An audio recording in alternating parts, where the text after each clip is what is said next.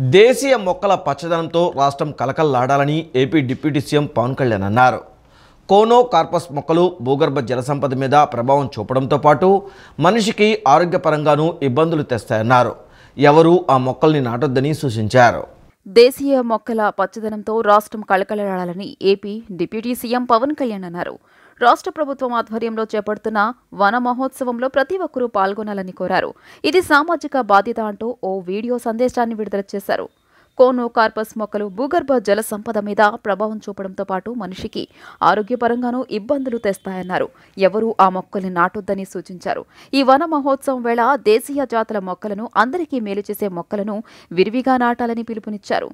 ఈ కోనో కార్పస్ మొక్కల్ని మన దేశంలోనూ తెలంగాణ, కర్ణాటక, గుజరాత్, అస్సాం ప్రభుత్వాలు నిషేధించాయని గుర్తు చేశారు. అంతేకాదు పవన్ కళ్యాణ్ కాకినాడ జిల్లాలో ఉన్న ఈ కోనో కార్పస్ చెట్లను తొలగించాలని అధికారులని ఇటీవల ఆదేశించిన సంగతి తెలిసిందే. అయితే ఈ కోనో కార్పస్ చెట్లను తొలగించడాన్ని వ్యతిరేకిస్తూ ఏపీ హైకోర్టులో పిల్ కూడా దాఖలైంది. మహోత్సవ కార్యక్రమాన్ని అందరూ సామాజిక బాధ్యతగా తీసుకోవాలని మనస్ఫూర్తిగా అభ్యర్థిస్తున్నాను. పర్యావరణ సమతుల్యత కోసం పచ్చదనాన్ని పెంచాలి అనేది ఎన్డీఏ కూటమి ప్రభుత్వ లక్ష్యం. 29% ఉన్న పచ్చదనం 50% తీసుకెళ్లాలే లక్ష్యంగా పనిచేస్తున్నాం. ఈ వన మహోత్సవ కార్యక్రమంలో మరొక ముఖ్య విషయం, వృక్షజాతుల ఎంపిక చాలా కీలకం. అవి స్వదేశీ వృక్షజాతులను ఎంపిక చేసుకోవటం చాలా అవసరం.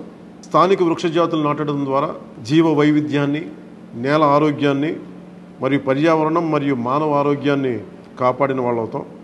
అందుకే దేశవాళీ చెట్లు పెంచడం చాలా అవసరం. మన దేశ భూ వాతావరణ జీవ వైవిధ్యాన్ని ముప్పు కలిగించే అన్య దేశ జాతుల్ని నాటడం మనందరం మానుకోవాలి. చూడటానికి మొక్క ఆకర్షణీయంగా ఉంది, మొక్క నాటితే ఏపుగా పెరిగిపోతుంది, నిర్వహణ ఖర్చులుంటాం అని చెప్పి ఎవెన్యూ ప్లాంటేషన్ పేరు మీద గత దశాబ్ద కాలంలో అన్య దేశ వృక్ష జాతులైన కోనా కార్పస్, ఏడాకుల పాల, మడగాస్కర్ ఆల్మండ్, ఆస్ట్రేలియా తుమ్మ లాంటి వృక్ష జాతుల్ని విరివిగా నాటేశాం. వీటి మూలంగా పర్యావరణానికి ప్రయోజనం కంటే కూడా ఆరోగ్యం మీద, భూగర్భ జల సంపద మీద చాలా తీవ్ర ప్రభావం చూపుతూ ఉంది. అందరూ ఆ ప్రాంత జీవ వైవిధ్యాన్ని పెంపొందించే స్వదేశీ జాతులను మాత్రమే నాటాలి అనేది ఏ దేశపు వృక్ష శాస్త్రజ్ఞుల్ని అడిగినా చెప్పే మాట. రాష్ట్రంలో నూతన మద్యం పాలసీ విధానం రూపకల్పనకు ప్రభుత్వం కేబినెట్ సబ్ కమిటీని నియమించింది. 5 మంత్రులతో మద్యం విధానంపై కేబినెట్ సబ్ కమిటీని ఏర్పాటు చేసింది. ప్రస్తుతం ఉన్న మద్యం పాలసీని cabinet sub committee సమీక్షించనుంది.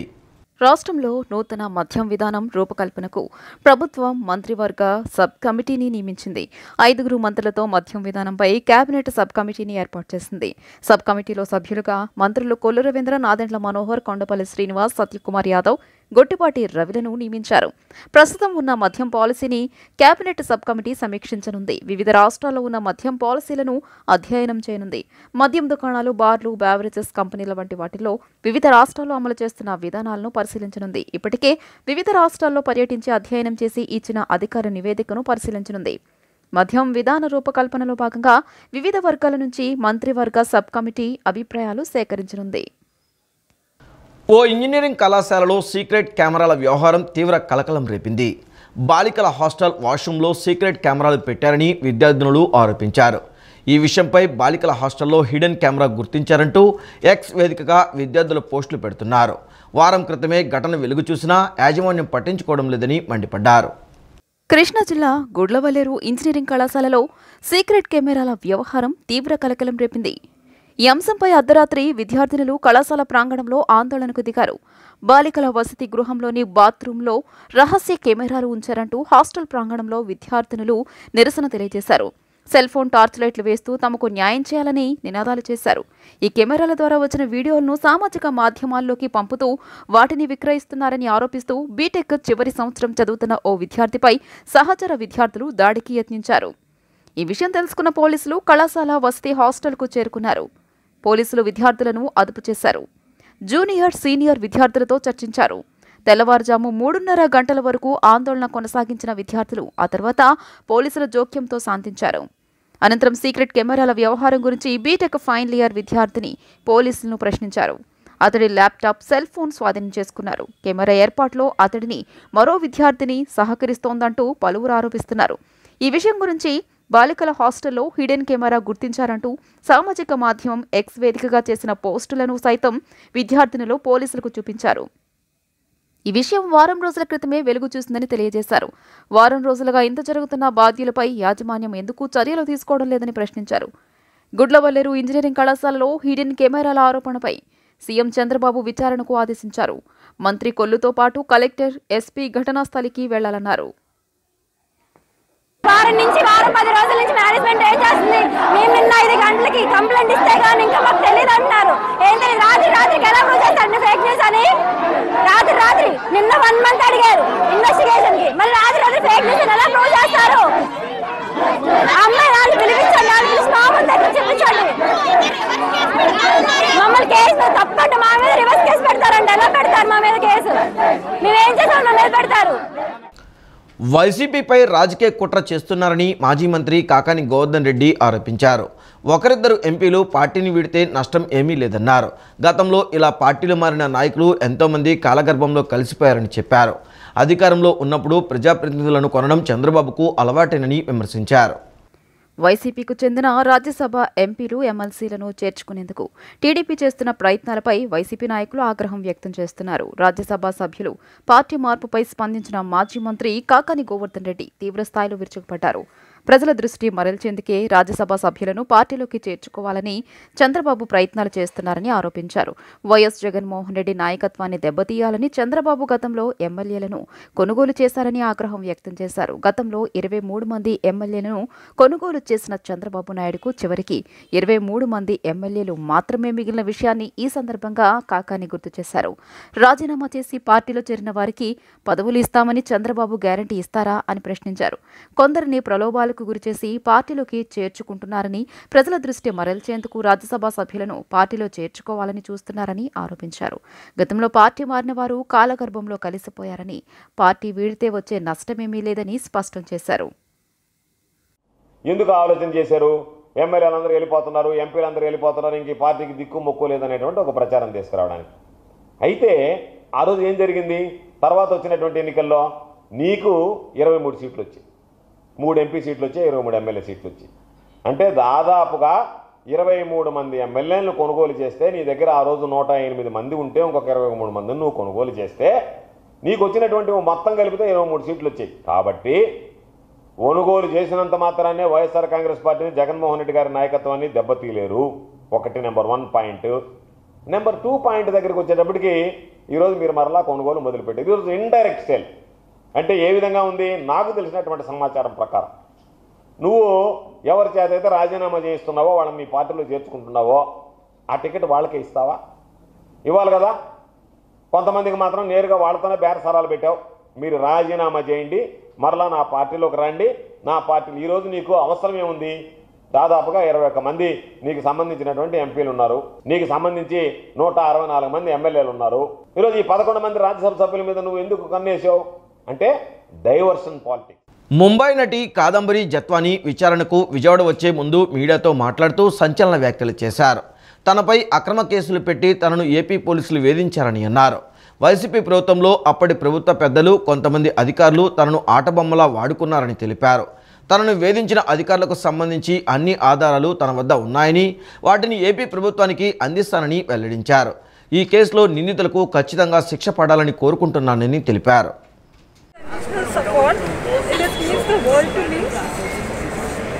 All I want to say right now is so many powerful men have abused their position, power, authority, legal prowess, contact with the sole motive of benefiting monetarily from unlawfully and wrongfully character assassinating me. I have full faith in God and the government of Andhra Pradesh and the government of India at large that they will not let innocents suffer like this. I thank you all for your support. क्या आपको लगता है कि अब आंध्र प्रदेश आप जाने वाले हैं? क्या उनकी सरकार से आपको उम्मीद है कि आपके साथ इंसाफ होगा? I have full faith. I have faith in my innocence, and I'm sure that the government is going to help that come out, and punish the culprits severely so that they cannot repeat this with anybody else, any vulnerable woman otherwise. आपके अफसरों ने बहुत सारे अफसरों का अपने नाम लिया है, वो उसमें आपने मतलब दोस्ती कैसी की थी, किस तरह से आपके टच में? देखिए आंध्र प्रदेश की सरकार कह रही है कि हम आपके साथ हैं, ये सरकार का कहना है। మెరుగైన ఐటీ విధానంతో ప్రఖ్యాత పరిశ్రమలను రాష్ట్రానికి రప్పిస్తామని మంత్రి నారా లోకేష్ పేర్కొన్నారు. విశాఖలోని ఓ హోటల్లో ఆంధ్రప్రదేశ్ ఐటీ అసోసియేషన్ ప్రతినిధులతో నిన్న ఆయన సమావేశమై వారి సమస్యలు తెలుసుకున్నారు. ఈ సందర్భంగా ఆయన మాట్లాడుతూ 5 ఏళ్లలో 20 లక్షల ఉద్యోగాలు కల్పించాలన్న లక్ష్యంతో పనిచేస్తున్నామని, ఐటీ ఎలక్ట్రానిక్స్ రంగాలు కీలక పాత్ర పోషించబోతున్నాయని అన్నారు. విశాఖలో ప్రపంచ స్థాయి ఏఐ యూనివర్సిటీని ఏర్పాటు చేస్తామని, రాబోయే 5 ఏళ్లలో విశాఖను $100 బిలియన్ ఎకనామీ నగరంగా తీర్చిదిద్దుతామన్నారు. విశాఖ ఎంపీ ఎం శ్రీ భరత్ మాట్లాడుతూ విశాఖ నగరానికి ఎయిర్ కనెక్టివిటీ పెంచాలని, ఐటీ పరిశ్రమలకు భద్రత, రవాణా, హైస్పీడ్ అంతర్జాల సదుపాయాలు కల్పించాలన్నారు. I'm handling HRD, I'm handling IT electronics, I'm handling skill development. So Madam Garu has asked about the end-to-end, and I think I'm the minister now dealing with it, responsible for it end-to-end, and we will deliver in terms of creating that vibrancy in Visakhapatnam. We have to ride a wave, and that wave is clearly here. It's going to be the data centers and the AI wave.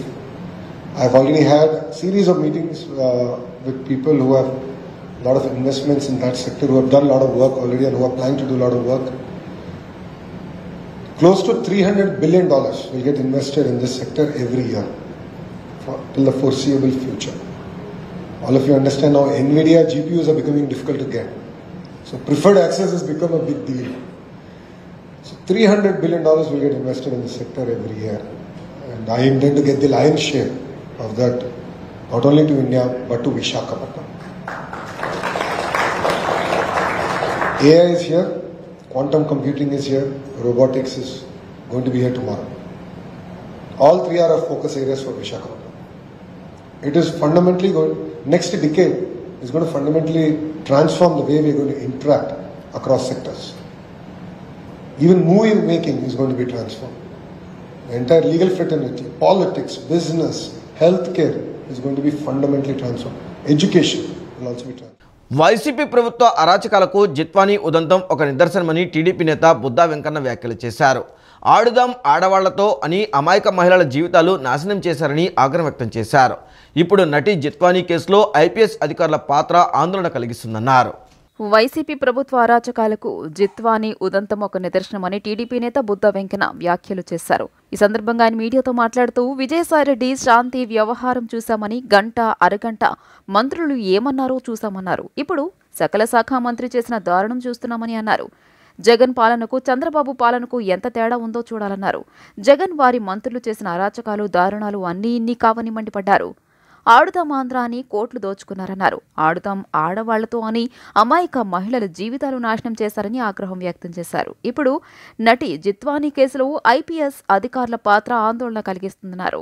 కుక్కల Vidyasagar case పెడితే ఐపీఎస్లు పరుగులు పెట్టారని అన్నారు. Cheating కేసులో పోలీసులు అంత త్వరగా స్పందించడం అభినందనీయమని, మరి ఇతర కేసుల్లో ఇలా ఎందుకు దర్యాప్తు చేయలేదని ప్రశ్నించారు. సజ్జల కనుసన్నల్లో ఈ వ్యవహారం మొత్తం నడిపారని, ఆనాటి డీజీపీ కూడా ఈ ఘటనలకు బాధ్యత వహించాలన్నారు. విద్యాసాగర్, సజ్జల రాజేంద్రనాథ్ రెడ్డి, కాంతిరాణ టాటాలను అదుపులోకి తీసుకోవాలన్నారు. ఈ కేసులో పాత్రదారులు, సూత్రధారులను ప్రాసిక్యూట్ చేయాలి అని డిమాండ్ చేశారు. జగన్ ప్రభుత్వంలో మహిళలకు రక్షణ లేదన్నారు. చివరకు కాకీలు కూడా కర్కశంగా వ్యవహరించారన్నారు. అమ్మాయి జీవితం నాశనం చేసిన వారందరినీ కఠినంగా శిక్షించాలని బుద్దా వెంకన్న డిమాండ్ చేశారు. కేసు కాదు, ఇదో ఈ యొక్క రాష్ట్ర పరువు ప్రతిష్టలకి సంబంధించినటువంటి కేసు. కాదంబరి అనే ఒక సినీ నటి వారు ముంబైలో ఉంటూ ఆమెను ఇక్కడికి తీసుకొచ్చి స్పెషల్ ఫ్లైట్లో మరి ఎంత అరాచకం సృష్టించారంటే, వెలుగులోకి రాని ఎన్ని కార్యక్రమాలు ఉన్నాయో అవన్నీ తెలుసుకోవాలి. ధైర్యంగా రండి. ఇక్కడ కూటమి ప్రభుత్వం నడుస్తుంది, ఇక్కడ పరిపాలిస్తుంది చంద్రబాబు నాయుడు గారు ముఖ్యమంత్రి. ఎవరైనా ధైర్యంగా రావచ్చు.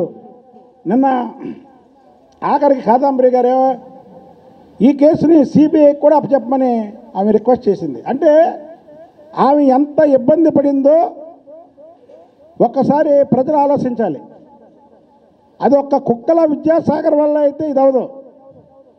కుక్కల విద్యాసాగర్కి సకల శాఖ మంత్రి సపోర్ట్ ఉండడంతో కాక పోలీస్ పెద్దలు ఆ రోజు ఈ రాష్ట్రాన్ని లా అండ్ ఆర్డర్ని కంట్రోల్ చేయాల్సి ఉన్నటువంటి పోలీసు వాళ్ళు కూడా మరి ఈ కేసులో ఉండడం అనేది చాలా దురదృష్టం.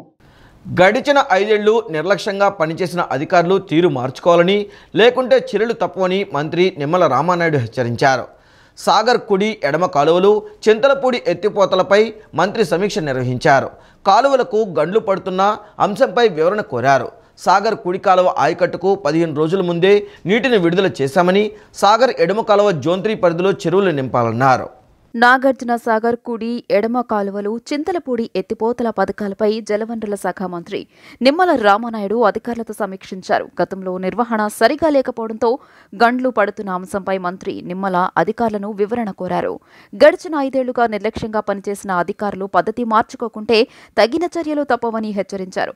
కృష్ణాకు వరదలు రావడంతో నాగార్జున సాగర్ కుడి కాలువ ఆయకట్టుకు ఖరీఫ్ సీజన్ను 15 రోజుల ముందుగానే నీరు విడుదల చేసినట్టు మంత్రి నిమ్మల వెల్లడించారు. నాగార్జున సాగర్ ఎడమ కాల్వ జోన్ 3లో వెంటనే చెరువులు నింపి తాగునీరందించేలా చర్యలు తీసుకోవాలని ఆదేశించారు. గతంలో వైఎస్ఆర్సీపీ ప్రభుత్వ నిర్వాహకం కారణంగా చింతలపూడి ఎత్తిపోతల ఆగిపోయిందని మంత్రి తెలియజేశారు. వరదల సమయంలో 90 రోజుల పాటు 53 టీఎంసీల నీటిని ఎత్తిపోసేలా ప్రాజెక్టుకు రూపకల్పన చేశారన్నారు. పశ్చిమ గోదావరి, కృష్ణా జిల్లాల్లోని 4.80 లక్షల ఎకరాలకు సాగునీరు, 26 లక్షల మందికి తాగునీరు అందుతుందని వెల్లడించారు. 2 జిల్లాల్లో 33 మండలాలు, 410 గ్రామాలు లబ్ధి పొందుతాయని తెలియజేశారు. తాడేపల్లిలో మహానాడు రోడ్లో పోలీసులు కాటన్ సెర్చ్ నిర్వహించారు. సస్పెక్ట్ షీట్, రౌడీ షీట్, అలానే గతంలో గంజాయి కేసుల్లో దొరికిన నేరస్తులను తనిఖీ చేశారు. సరైన పత్రాలు లేని బైకులను స్వాధీనం చేసుకుని మొదట హెచ్చరికగా విడుదల చేశారు. తాడేపల్లిలో మహానాడు రోడ్లో పోలీసుల కాటన్ సర్చ్ నిర్వహించారు. అదనపు ఎస్పీ శ్రీనివాసరావు ఆధ్వర్యంలో సుమారు 100 మంది సిబ్బందితో కాటన్ సర్చ్ నిర్వహించి అనుమానితుల గురించి ఆరా తీశారు. సరైన పత్రాలు లేని బైకులను స్వాధీనం చేసుకుని మొదటి హెచ్చరికగా విడుదల చేశారు. అనంతరం అదనపు ఎస్పీ శ్రీనివాసరావు మాట్లాడుతూ గుంటూరు ఎస్పీ సతీష్ కుమార్ ఆదేశాల మేరకు కాటన్ సర్చ్ నిర్వహించడం జరిగిందన్నారు. అనుమానిత ఇల్లులు చెక్ చేయడం జరిగిందని, అలానే సస్పెక్ట్ షీట్, రౌడీ షీట్, అలానే గతంలో గంజాయి కేసులో దొరికిన నేరస్తులను కూడా చెక్ చేశామని అన్నారు. కాటన్ సర్చ్ చేయడం ద్వారా పాత నేరస్తులు మళ్లీ నేరం చేయకుండా అరికట్టే అవకాశం ఉందన్నారు. పాత నేరస్తులు ఎవరూ కూడా ప్రజలను ఇబ్బంది పెట్టకూడదు, నేరాలు చేయకూడదు అని హెచ్చరించారు. ఈ తనిఖీల్లో Tadepalli CI Kalyan Raju, Mangalagiri town CI Vinod Kumar, SI Ramesh పాల్గొన్నారు. ప్రాపర్గా నెంబర్ కనిపిస్తేనే మనం అటువంటి వ్యక్తిని మనం పట్టుకోగలుగుతాం. సో కాబట్టి మనం ఏదైతే ఎంబీ యాక్ట్ నిబంధనల ప్రకారం మనం ప్రాపర్గా నెంబర్ ప్లేట్ ఎలా మనం ఏ స్పెసిఫికేషన్స్ పెట్టారో లేకుండా నెంబర్ ప్లేట్ ప్రాపర్గా లేకుండా ఉన్నారో ఇమ్మీడియట్గా మార్పించుకోవాలి. సో 2 మొదటి records, next number plate. 3 helmet కంపల్సరీగా తప్పనిసరిగా మనం ధరించాలి. ఎవరికోసం? సో ఇప్పుడు ఇక్కడ ఎంతమంది దగ్గర హెల్మెట్లు ఉన్నాయి? కృష్ణా నదికి ఎగువన కురుస్తున్న భారీ వర్షాల కారణంగా వరద ఉధృతంగా ప్రవహిస్తుంది. వరద నీరు భారీగా ప్రవహిస్తూ ఉండడంతో అధికారులు 35 గేట్లను 7 అడుగుల మేర ఎత్తారు. దీంతో సముద్రంలోకి 3,21,000 క్యూసెక్ల నీరు వదులుతున్నారు. బ్యారేజ్ నీటి మట్టం 12 అడుగులు కాగా వచ్చిన నీటిని వచ్చినట్లే సముద్రంలోకి వదులుతున్నారు.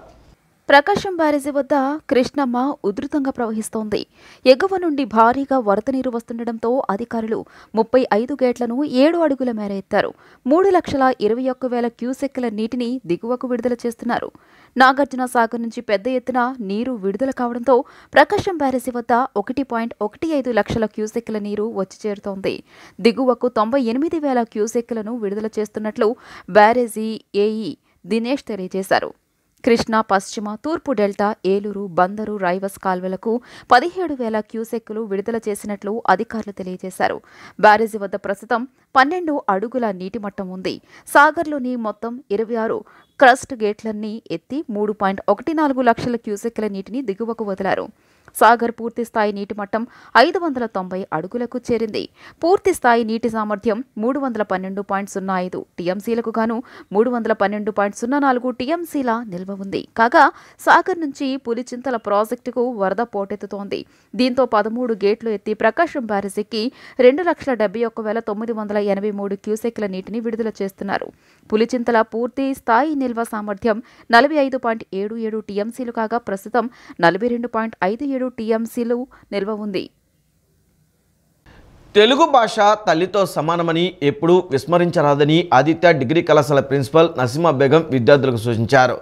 రామాయణం, మహాభారతం కూడా సంస్కృతంలో ఉండేవని, వాటిని కవిత్రయులు నన్నయ్య, తిక్కన్న, ఎర్రాప్రగడ వాటిని తెలుగులోకి రచించి తెలుగు భాష గొప్పదనాన్ని, తీయదనాన్ని మనకు అందించారని పేర్కొన్నారు. సింగ్ నగర్ పైపుల రోడ్డు సెంటర్ నందు ఉన్న ఆదిత్య డిగ్రీ కళాశాలలో తెలుగు శాఖ ఆధ్వర్యంలో తెలుగు భాషా దినోత్సవం ఘనంగా నిర్వహించారు. కళాశాల ప్రిన్సిపల్ నసీమా బేగం అధ్యక్షతన నిర్వహించిన కార్యక్రమంలో విద్యార్థులు మా తెలుగు తల్లికి మల్లెపూదండ అంటూ శాస్త్రీయ నృత్యాన్ని ప్రదర్శించారు. తెలుగు పాఠ్యాంశాలు బోధించే అధ్యాపకులను ఘనంగా సత్కరించారు. తెలుగు భాష గొప్పతనాన్ని విశ్లేషిస్తూ ఉపన్యాసం, వ్యాసరచన, పద్య పఠన, సామెతలు లాంటి పలు అంశాల్లో పోటీలు నిర్వహించారు.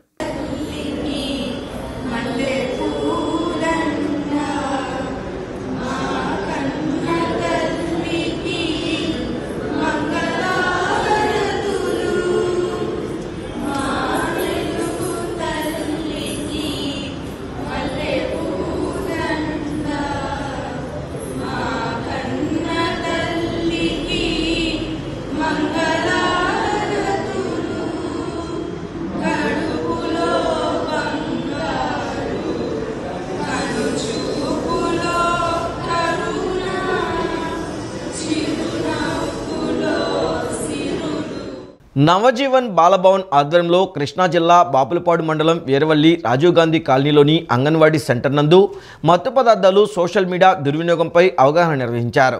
ఈ కార్యక్రమంలో Navajeevan Balabhavan zonal coordinator S Jacobraju మాట్లాడుతూ మత్తు పదార్థాలు సేవించడం వలన భవిష్యత్ అంధకారం అవుతుందని, మత్తు పదార్థాల దుర్వినియోగం క్రమంగా ఒక ప్రజారోగ్య సమస్యగా రూపుదాల్చుతుందని, వీటికి అలవాటు పడిన విద్యార్థులు, యువకులు చదువులు వదిలి సర్వస్వం కోల్పోయి నిర్భాగ్యులవుతున్నారని తెలిపారు. Navajeevan Balabhavan zonal coordinator D Vijayarani మాట్లాడుతూ మత్తు పదార్థాలకు అలవాటు పడిన వారికి వాటి నుంచే దూరం చేసేందుకు మానసిక వైద్యులు, సైకాలజీ అనుభవం కలిగిన నిపుణులచే ఉచితంగా వైద్య సలహాలు, కౌన్సిలింగ్ ఇవ్వబడుతుందని, మరిన్ని వివరాలకు తోడు మానసిక వికాస కేంద్రాన్ని 9490492020కి ఉచితంగా సంప్రదించవచ్చునన్నారు. కృష్ణా జిల్లా బాపులపాడు మండలం వీరవల్లి ఆర్పీహెచ్ కాలనీ మండల పరిషత్ ప్రాథమిక పాఠశాల నందు స్కూల్ తెలుగు భాషా దినోత్సవం ఘనంగా నిర్వహించారు. విద్యార్థులు తెలుగు తల్లి, గిడుగు రామ్మూర్తి వేషధారణలు ధరించి తెలుగు పద్యాలు పాడి అందరినీ ఆకట్టుకున్నారు. ప్రధానోపాధ్యాయులు, ఉపాధ్యాయులు కలిసి తెలుగు భాష విశిష్టతను విద్యార్థులకు వివరించారు. ఈ కార్యక్రమంలో పాఠశాల ప్రధానోపాధ్యాయులు మోహన్ కృష్ణ, ఉపాధ్యాయులు సువర్ణలత, హిమజ, విద్యార్థులు పాల్గొన్నారు.